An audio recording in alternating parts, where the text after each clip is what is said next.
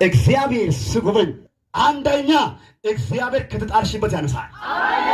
18 ዓመት ጀምሮ አልጋ ቁራኛ የሆነውን ሰውን ከአልጋ ቁራኝነት ቦታ ላይ መጣና አንተ ሰው አሁን ተረኛ ነህ፣ ከዛሬ ጀምሮ እዚህ አልጋ የተኛበት ዘመን ይበቃል፣ በቃ ተነስ።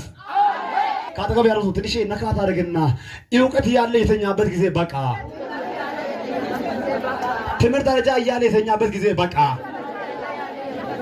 የተጣልክበት ጊዜ በቃ፣ ከዛሬ ጀምሮ በባለፈው ቦታ ላይ ፈልገ ቢሆንም አላገኝ። አንደኛ ከወድክበት ትነሳለህ፣ ሁለተኛ በድንገት ይከበራል። ቀን ሳይወጣ ወደ መቃብር ትወርዳለች ያለው ሟርተኛ አንተ በተረሳተኛ ሳይሆን አንተ ማትሞታ እሱም አይሞትም። ታቱን አወዛወዙና እግዚአብሔር በድንገት ያከብረኛል። በድንገት እግዚአብሔር ሲጎበኝ ያድራሻ ነው። በድንገት እግዚአብሔር ሲጎበኝ የሰው እርዳታ ታቆማለህ። በሶሻል ሚዲያ ቀጥታ ዩቲዩብ ቻናላችን ላይ የተመለከታችሁ ያላችሁ ሰዎች ከወደቃችሁበት ትነሳላችሁ። ይህማ ካናችሁ ይታበሳል። የአድራሻ ለውጥ ይሆናል። ዛሬ አንዳሞኝ አዋጅ አለ። ምሮ እንስራትና አትኖረ እንደ ባለፈው አትኖረ።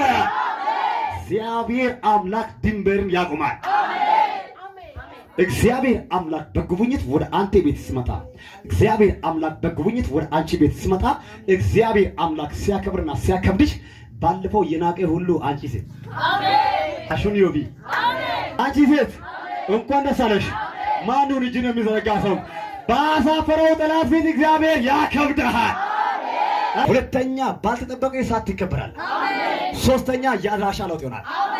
ካጠገብ ያለው ሰው ትንሽ ነካት አድርግና ባለፈው ቦታ ላይ ከዚህ በኋላ አትገኝበት።